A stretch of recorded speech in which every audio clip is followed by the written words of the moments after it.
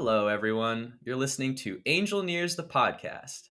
Angel Nears is a Silicon Valley community for startup builders where experienced operators share their firsthand knowledge on how to build and scale startups.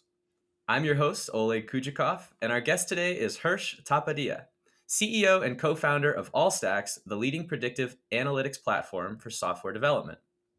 Today, we're talking with Hersh about delivering actionable insights to software engineering managers. But before we get into that, Hersh, welcome to the show. Thanks for having me. Yeah, real excited to talk. So, why don't you get us started by telling us a little bit about yourself and how you started AllStacks? Yeah, I am an engineer by training. I grew up here in Raleigh, North Carolina.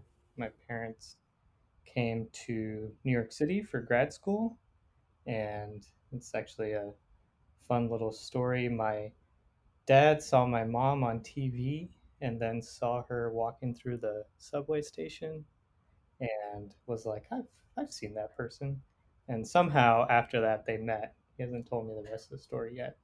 But eventually, my mom got a job at IBM, moved down to Raleigh, North Carolina. I came along after that, so I've been born and raised here. And I got to do something really fun growing up, and that's I got to experience my dad quitting his job when I was 5 years old and starting from scratch and going through like a handful of different businesses and the impacts on our life, and I got to internalize a lot of that. So I kind of always had this notion that I wanted to be in a business of some sort. I didn't really understand what that was, but that's what I wanted to do. And I got really fortunate at NC State that I had a professor there who took an interest in me and introduced me to the entrepreneurship programs there. And out of that, I started my first company with a couple of my classmates, and it was a medical device company. And what we did was we built a piece of hardware and software that would identify if somebody had a tuberculosis infection, which is a pretty interesting product to build when you're a 22-year-old electrical engineer. But it's set off kind of a lifetime. A lifetime maybe is too strong a word. I'm only 33, but it's it's set off lifetime so far, lifetime to date, a path in entrepreneurship where I kind of committed to several things. I committed to changing up what I was doing frequently and really just committed to experiencing customer problems and being really customer centric.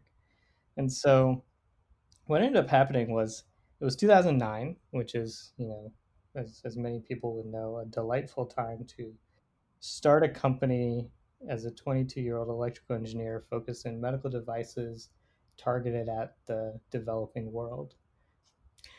And so what we managed to do was kind of get the company acqui-hired. And when we got the company acqui-hired, it was actually the company we got acquired into set a lot of the stage for what I would experience that would eventually feed into AllStacks. And that was that I found myself running product and engineering at this company. And it was a pharmaceutical supply chain security company. So what we were doing was we were identifying whether a drug was a real drug or a fake drug. And if it was a real drug, was it in the geography it was supposed to be? So was this drug destined for country A and actually ended up in country B due to trade, fraud, and whatever? And in that scenario, the people I was working with, my colleagues, my stakeholders, weren't really developers. They weren't really product software SaaS people, right? And so I was the guy explaining to all these folks why software is developed the way it is, why it's not like the thing that they understand. Why isn't a this algorithm we're developing developed like this molecule that you're used to developing? And how does that change? And what happens when we miss a delivery date? What happens when you change scope? What happens when you show up and say, we're taking the company in a whole different direction? And why can't I still hit all my deadlines? You certainly haven't changed the foundation underneath me. And I had to do that without any data, right? It was all very qualitative. And so that that experience stayed with me. I spent about 6.5 years there, and at the same time, I had developed a really close working relationship with Jeremy Freeman, who's my CTO and co-founder at AllStacks, who was the first employee at both the first company, which was called MedCount, and the second company, which was called Certirex. And we decided we wanted to do something else. And so we ended up leaving and kind of poking around, trying out different ideas, doing some consulting work. And we realized that the problems that we were seeing the most frequently were ultimately problems of alignment, problems of communication. And so, what does that mean? Well, it means that you have a lot of different people working together. And these people that are working together are relying on each other to essentially just do what they said they were going to do when they said they were going to do it. And if that thing was going to change, to let them know early so that they could adjust their plans. And that fundamentally wasn't happening in the product engineering versus rest of the business arrangement. And it wasn't happening because it was really hard. You have all this data and all these things flying around and Jira tickets and GitHub commits, and you have these developers and the salespeople are running in and saying, "Oh, I just signed this contract. All you have to do is build 5 more features," and that gets jammed into the roadmap. And then you know, and all of a sudden we're building. This is all speaking very directly to me. Yeah, uh, right. but keep going. Yeah, keep going. Keep going. Yeah, so now and then they're like, okay, well, I know how to solve this. We'll just be agile, right? And then now you're agile, you're doing sprints, and then what does that tell you? Like, well, now we think in 2 weeks instead of 1 week. And did we get anything done? I'm not sure. We did this many points, but is that many points the right number of points? Are they on the right thing? I don't know. We're making progress, but is that progress taking us anywhere?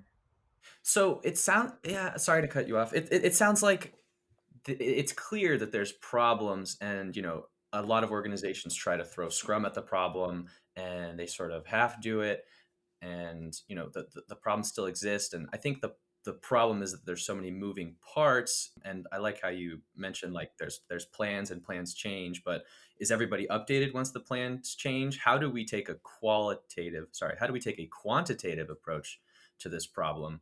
So, again, sorry for cutting you off, but yeah, keep telling me what your idea was at that point. Yeah. So what happened was that all this time that Jeremy and I had been working together, the things that we had been working on technologically were basically machine learning tools, data analytics, a lot of statistics, and API integrations.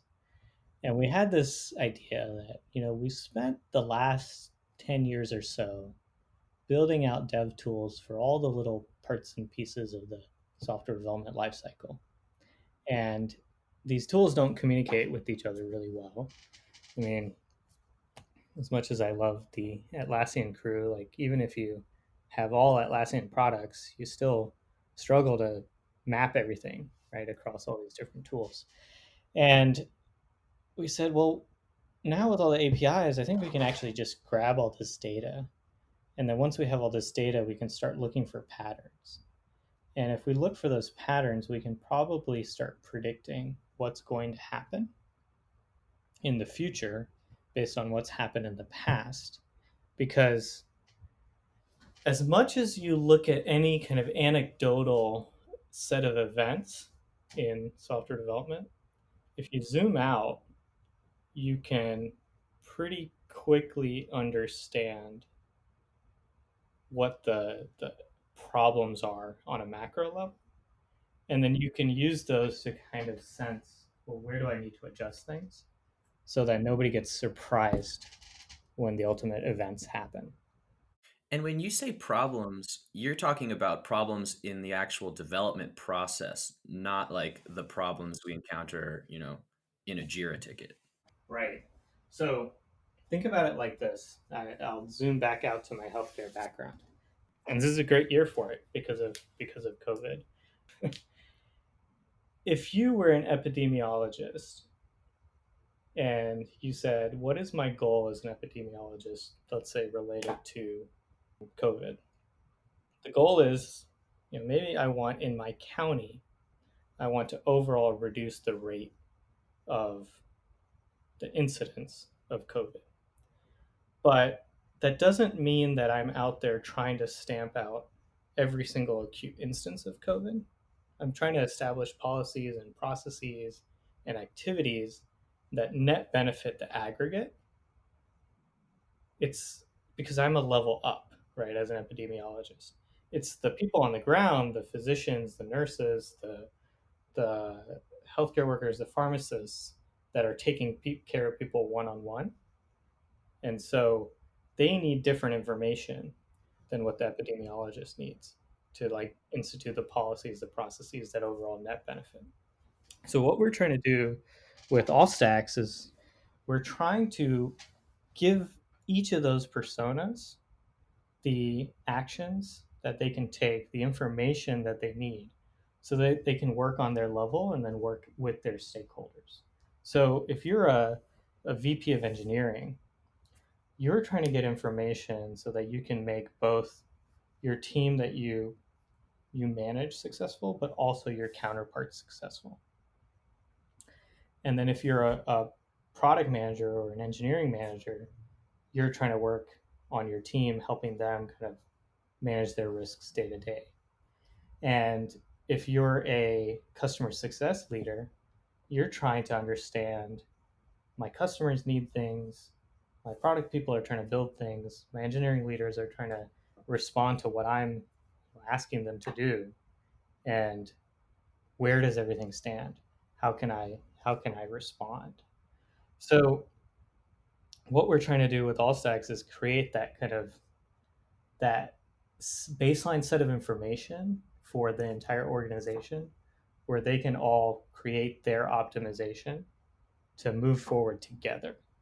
So essentially, it's like stepping back from these problems that we deal with on a regular basis.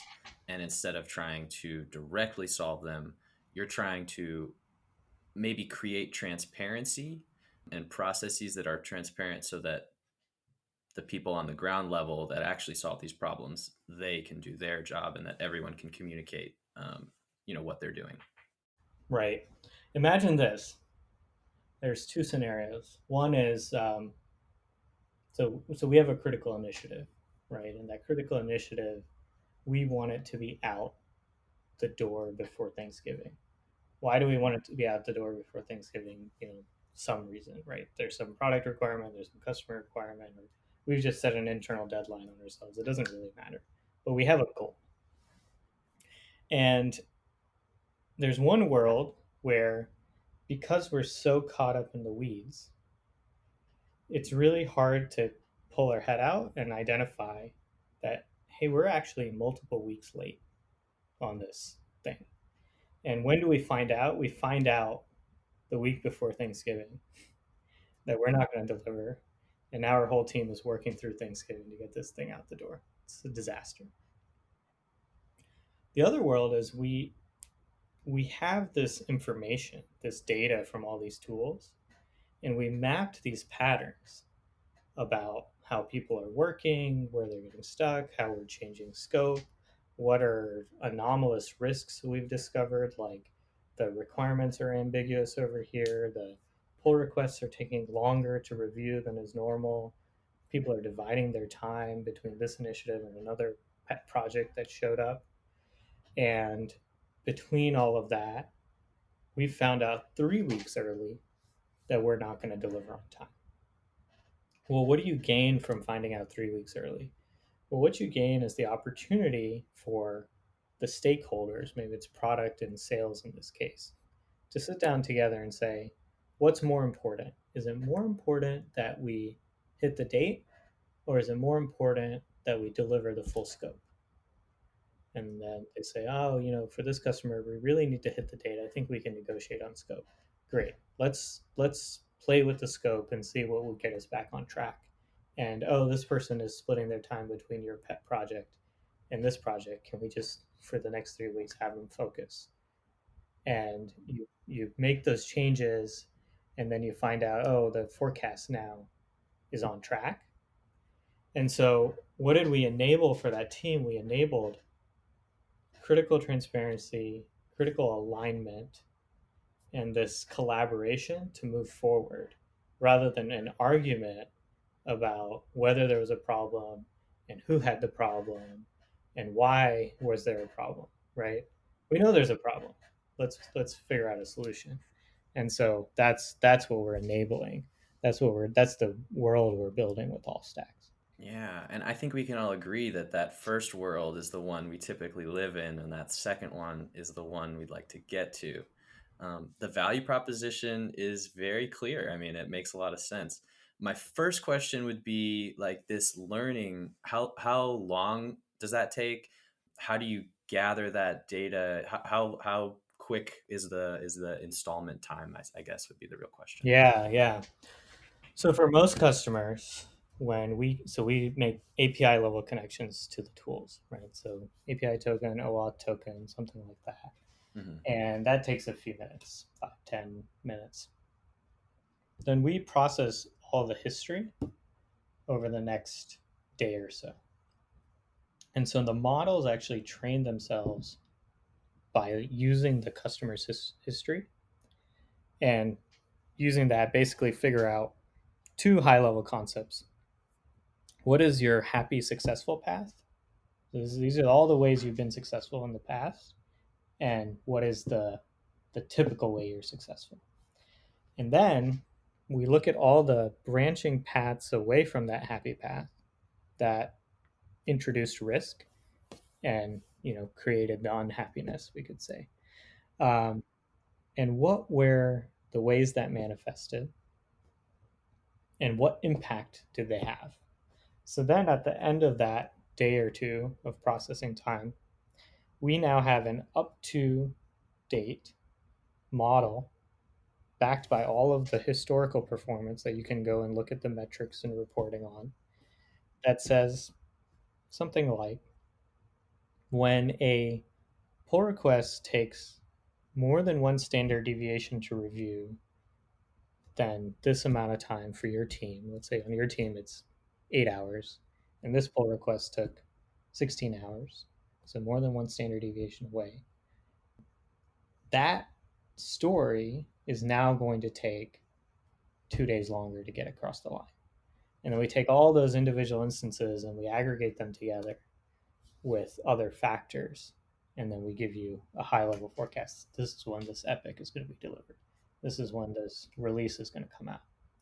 And then backing it up is about 100 different metrics that you get access to that give you the color and nuance around that forecast.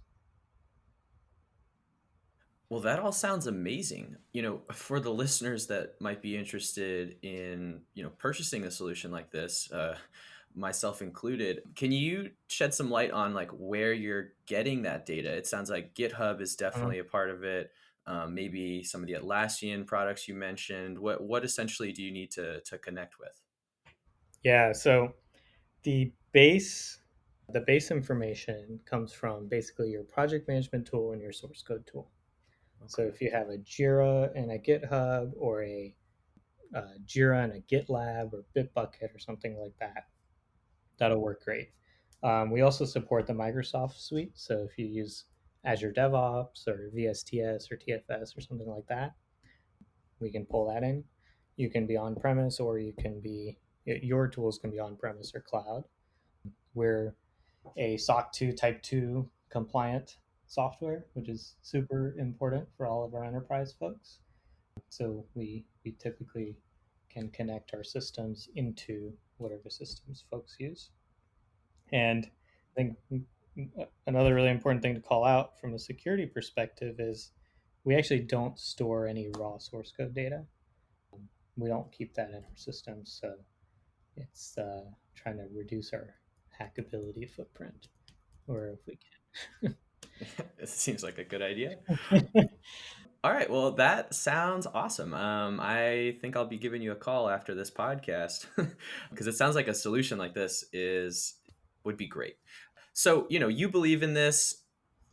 It sounds awesome. Can you tell us about the market next? Why do you think your company is going to be big? Yeah. So what's really cool about the market is that, I mean, we can back up and just start with the overarching sentiment, right? So we've all heard the phrase "software is eating the world," right? And what does that mean? I mean, it literally means every company is a software company. So we have worked with and work with everything from like auto parts folks to financial services to farming and ag tech companies, to your pure tech, SaaS companies. And so what we find is that people are so invested in this digital transformation because it's fundamentally changing how people do business. It's making their organizations more successful, more efficient, more capable. And it's also increasing the footprint, the addressable footprint of their organization. So our enterprise customers and a lot of our even mid-market customers, it's very rare that one of them is totally centralized in one location. And right now in COVID era, that's even bigger, right? So how do we facilitate communication across all these geographies and time zones and ensure alignment and ensure that we're all moving forward? It's by addressing not just our little community of developers and the tech hubs and San Francisco, New York, and Austin, and even places like Raleigh. It's that these these same problems manifest over the entire world. So how does that come out in numbers? Well, there's 28 million software developers in the world. When we started the company, there were 24 million. So we've added 4 million in 3 years, and it's ever growing. And most of these developers work in large companies that are working on big, complicated projects where these problems are exacerbated. So the market is massive.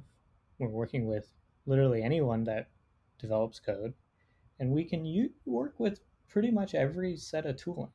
So that's not really the barrier. What's the barrier? The barrier is, do you care about delivering software? Hmm. If you don't care, all the data in the world is not going to help you. But if it's important to you that you're working together with your colleagues to move forward, deliver software, build build the future of your company, and show that you're doing it and doing it well, or if you're not doing it well, at least have an interest in getting better, then we can help. But every now and then, you can come across a group that's happy with status quo, but we found that overwhelmingly most people want to always be trying to get better. All right, next, let's talk about your addressable market. How competitive is it? It's very new. So basically, everyone that's tackling some version of this problem is 3, maybe 4 years old. I was looking at some numbers the other day, and it's like less than a 1/4% global penetration. When we go work with customers, what we see is that most folks are doing nothing, or they're using homegrown tools of some sort, whether it's a spreadsheet or in an advanced case, like some kind of self built BI dashboard. But that's kind of the state of the art.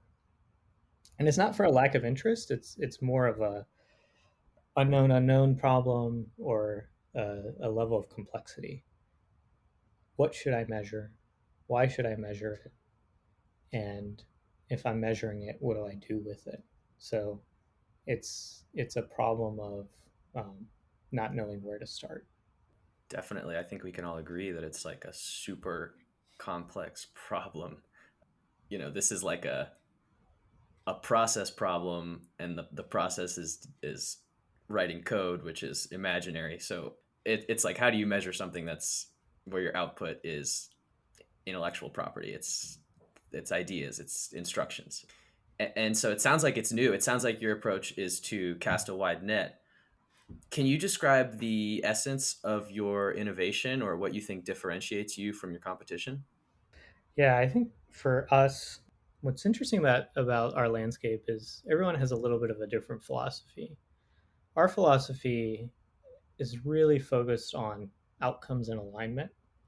So we've kind of built our product to help our customers really understand what is going to happen, right? So based on where you are right now, where are you most likely to land? And then leverage that information in like very shareable ways with their colleagues so that they can all make decisions together. So if this is where we stand now and this is where we're going, what do we want to do about it? Are we happy with that? Or do we want to make a change to try to create a different outcome? And that's really the key. We want our customers to be creating their outcomes. We don't want them to be reacting to the outcomes.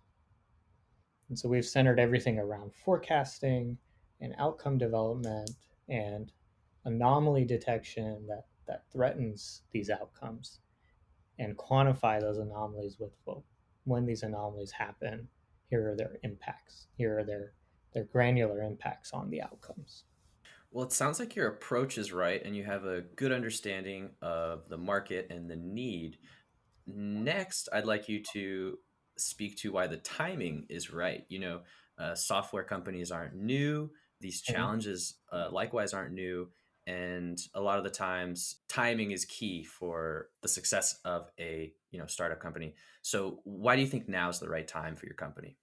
Yeah, there are, what I've observed is there are a number of factors that have kind of come together to make right now the right time. So, one is we've instrumented a lot of our companies, right? There are KPIs and metrics that come from sales and marketing and even customer success. And so our businesses can be extremely metrics driven. And I think it kind of stems from the evolution of the OKR culture that has really kind of taken over, right? And so now, if you have a lot of your business, a lot of it that was previously considered maybe a little softer is now highly quantified. And then you get into a board meeting and you say, okay, well, like here's our numbers from the sales team, here's our ROI from the marketing team, and then the engineering team is well, they feel really good, and that's about the best we get, right? And that's not satisfying for the leadership team, the board, but it's also not satisfying for the engineering organization because they know they have a quantitative org. They're just not able to create that quantitative presentation of their outcomes because the data is really challenging. There's a lot of other factors, things like that, things that we're helping solve with all stacks. So there's a demand from the top that says we have to see the data. The other thing that's interesting is that we actually can get the data now. We didn't we didn't used to be able to. It was very challenging, right? You'd have to, you know, install agents on people's machines, which was really intrusive and kind of gross, and collect their data, or like people are recording keystrokes and like all sorts of stuff. We're counting, or we can only count really low level granular things that are easier to capture, like lines of code and things like that don't really tell the right story. And so culturally, there wasn't a way to capture this data that wasn't very toxic, and we've crossed that bridge now with the every application mostly running API first, having a single page framework. You have a place to query that says, because we've built all these API first applications, now those APIs are getting exposed, and because of decades of work in building out cloud environments, we have highly efficient ways to capture that data, process that data, and then present it back. So in a way, it's like a microcosm of the larger macro changes in technology. They all kind of come together, they've coalesced here to say now that all of these other trends have happened, we can actually build this application. We can actually collect this data and start delivering this information. That's really interesting. I'd actually like to dig a little bit deeper on the API point you mentioned.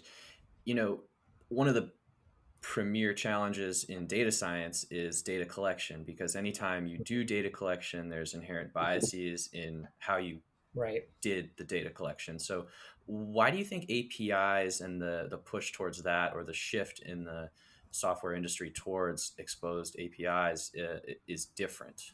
Yeah, it's a great point, right? Observing the data, collecting the data can change the data. So, how do we avoid that? Mhm. Well, can we collect the data silently in ways that don't require changes in behavior? So that's a real key. We've designed our product such that the people that are doing the work, the developers, the project managers, the scrum masters, the QA folks, they actually don't change their behavior at all, right? Work the way you work. Don't tag anything, don't indicate anything. Just do what you do in the way that's the most comfortable. And we'll pull the outputs from that to collect this data and generate these insights. And that's really important for two ways. One is all those old ways of collecting data that were like monitoring people, um, it was highly intrusive. It was like you're monitoring someone's thoughts, right? If you think about when you say you're writing an email and you're typing that email out, you don't want someone to watch you construct that email. It's very uncomfortable. And it's uncomfortable because it's a manifestation of your thoughts. You're going to write a sentence, delete the sentence, reword the sentence, and then ultimately you send a complete thought to the recipient. The recipient only observes that complete thought, they don't observe your process to arrive at that thought.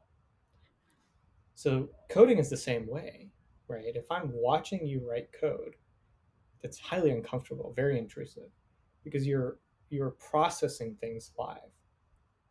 But if I look at your pull request, that's something that you have presented for review. And that's a whole different experience. Psychologically, it's a much healthier way to interact with this data. Mhm. And because it doesn't require behavior change, there's less bias that's being introduced into the data. And then finally, the really important thing is because it's not that computationally complex to get multiple cuts at the data Mm. as it used to be. You can design analytics that they don't exist in a silo, they don't exist in a vacuum. They actually work in concert with one another. Such that what happens is it's harder to game. Basically, if you have a single metric, right, lines of code, commits, whatever, velocity, you're going to game that metric to try to improve that metric. That's like, Mm. fundamental truth. Mhm. But if I have a set of metrics that when I find the local optimization of that set of metrics, that's actually going to create the optimal behavior for this team. Now, gaming it is actually the success in and of itself. I've committed code as a reasonable clip. My PRs aren't taking too long to review and are getting merged because they're well constructed. That means my velocity is very steady, Mm. and I don't churn a lot of code because I'm being thoughtful about putting it out. My tests are passing, and we're regularly deploying things to production. It's Mm. like, oh, if I optimized all of those things, I mean that's wonderful. That's the You dream. know, that's the dream, right? That's what we want, and so that can only happen when it's actually attainable to measure all that stuff without putting this like heavy burden on the developers or on the on the machines or the algorithms or the org itself. And so I think all of that had to come together to make this timing really work. Yeah, all this sounds great. And as someone who kind of works in product myself, everything you're talking about is like what I'm trying to achieve here. This optimization problem is one I'm very familiar with. So we've kind of talked about the company. Next, I'd like you to tell me about the results to this point.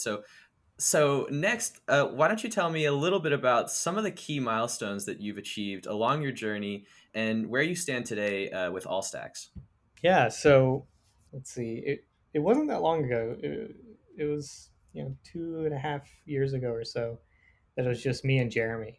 Right? We had this idea. We were down in Techstars, down in Texas. We were building it out, and we hired our first employee, Adam, who came on and helped us run growth and raised our first round of funding into the company in 2018.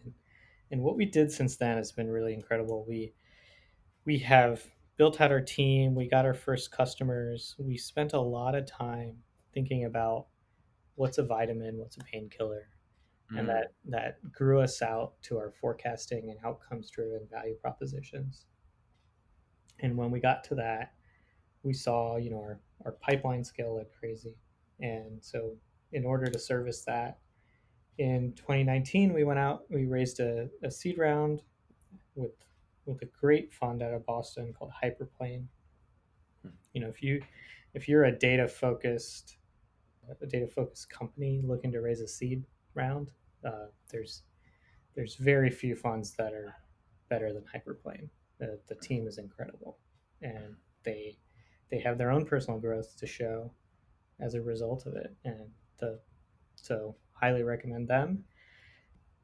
And when we raised that round, what that allowed us to do is scale up the team to service the pipeline, and we really started pushing the product in 2020. And so far, we've grown almost 11x in 2020, wow. and probably end the year around 14 times what we started the year with. Man. And we'll just keep scaling this thing, because what we're trying to do is service all these folks around the world that are just trying to build software better and work together with their colleagues in ways that they haven't been able to create that kind of broad alignment, broad trust across their organization. I think about it a lot. What is what does it look like if you plotted all the different departments of a company? Mm, It's like you have all the parts of the company that are like the UN negotiating for their outcomes, but then product and engineering is like the moon, and every now and then we look at it and we're like, oh yeah, let's go there for a minute. And it takes a whole lot of resources, a whole lot of work, but it's never really like a fully integrated, fully present part of the organization. And that's a real shame, right? Especially if you're trying to be like a product led company. yeah. And as a product person myself, like what I want to see is a vision of the future where product and engineering are this fully integrated part of the business, where the whole company is able to move in lockstep together because they all know where they stand, they all know what's coming. It's like, I was using this analogy the other day, but in The Wizard of Oz, when you have all the characters kind of linked arms skipping down the yellow brick road, moving Hmm. together, they know where they're going, and they're doing it together, and they're happy to be there.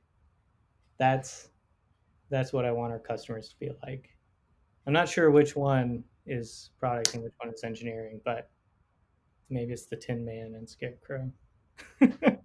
Probably, I'd say the Tin Man. Yeah, not to say all engineers are heartless, but oftentimes they kind of look at these problems very calculating. All right. So, what indicates to you that your team is excellent for this job of empowering software engineering managers with business intelligence insights? So, at all levels, our team has either lived this problem or they've experienced it in some way. They're product minded and they're customer centric. Every single person on the team. What's really amazing about my team is I can take anybody on the team and put them in front of the customer, and they're gonna increase the value the customer got in that conversation, and I can pretty much guarantee that's going to happen. Hmm. The empathy for the customer experience that we have is amazing, and I'm just really fortunate that we've been able to put together this set of people that are so attuned to making our customers succeed. Like, we succeed when our customers succeed, Hmm. and everyone in the company lives that experience, and that's what makes us really successful. Next question is going to be how do you reach those customers? How are you reaching out to customers to deliver your value proposition? Yeah, we do it in a bunch of different ways. We call them. Mm. Sometimes they call us. Our customers refer us out to several others, which Mm. has been really great. Um, we run content series, webinars that bring folks in, Mm. and across all of these, I think one thing that's really constant is that when we meet someone and we talk to them about the challenges they're facing or the things they want to get better at, what we're able to do is we're able to show them very quickly, because of the way we've set the product up, what that looks like with their own data. Mm. And so they can experience the product and how it could help them very readily from the point where we first make contact with them. Mm. And then how fast after that do they ask to sign up? It's rarely a slowdown from the perspective of the person that's using the product. Yeah. Yeah, there's always a lawyer that Yeah. will work, but it's never the person itself. It's never an easy thing getting these deals done when you're dealing with kind of B2B, right? Yeah, it's complicated and it's sensitive stuff, but we've always been able to find value for the folks we work with. And I mean, 11 times growth in, hey, 11 months. That's pretty huge. So it sounds like you're able to reach your customers pretty well, and they might even be putting in a good word for you. Yeah, yeah, we got the number one in our category on G2 Crowd last quarter. And Congrats. thank you. One of the things that our customers called out was the support and success that they received from us. So they love the product, but we're there in service of them. Yeah. All right. Well, that's surely a good indicator. Next, let's talk about revenue streams. These kind of software businesses. It's always interesting to hear how people are, trying to monetize their value. So, how do you make money? Yeah, let's start with that. How do you make money? Yeah. So we're a SaaS business. We price based on the size of the organization, and Mhm. so we look at it as like it's the integrated value we're delivering to the organization as a whole. Mhm. And so it's kind of the unit is the number of contributors inside of your development org, and in tiers. And like contributors, is that developers or would that include, people on the product side, scrum masters, product owners, people like that? It depends on the nature of the company and how it's structured. So Mhm. predominantly it's developers, but depending on how it's structured, you might include the QA folks, you might include project managers or scrum masters or product people as well. Mhm. But it's a conversation we have with the customer. And then who makes the purchasing decision ultimately? Usually, there's a couple ways to think about this. So usually, in the overwhelming number of companies that we have, it's a VP of engineering Mhm. that makes the purchasing decision. But there's actually like a meta characteristic there that's really important. So, who was the person who had to deliver the bad news when something went sideways? That person who has that lived pain is the champion, the ultimately the buyer. Before we get out of here, do you have any final thoughts? Just after doing all this, where's your head at? Well, this was really fun. I appreciate you having me on here, and I'm excited to see how we might help you out. I think what's interesting about these these kind of podcasts and stuff is that we think a lot about kind of highlights, right? What's gone Mm-hmm. well for everybody.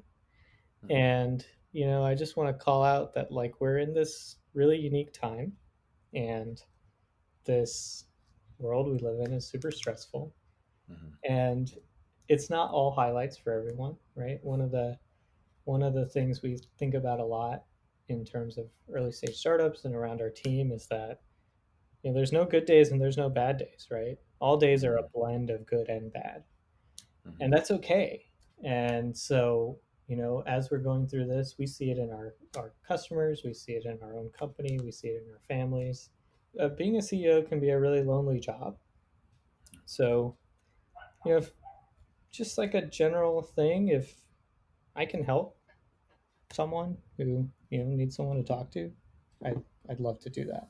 And you can shoot me a note. It's hersh@allstacks.com, and maybe I can help, or maybe I know someone that can help. Well, that's a good a message as any to end the podcast on. Thanks for joining. You were very thoughtful, and I'm just excited to see where your product goes in the next year here, or give or take. So, yeah, thanks so much for joining us. We're gonna end it there. If you liked our show, please subscribe wherever you listen to podcasts and leave us a rating. Hirsch, thanks for joining us today. I really appreciate your time. Yeah, thanks for having me. It was fun.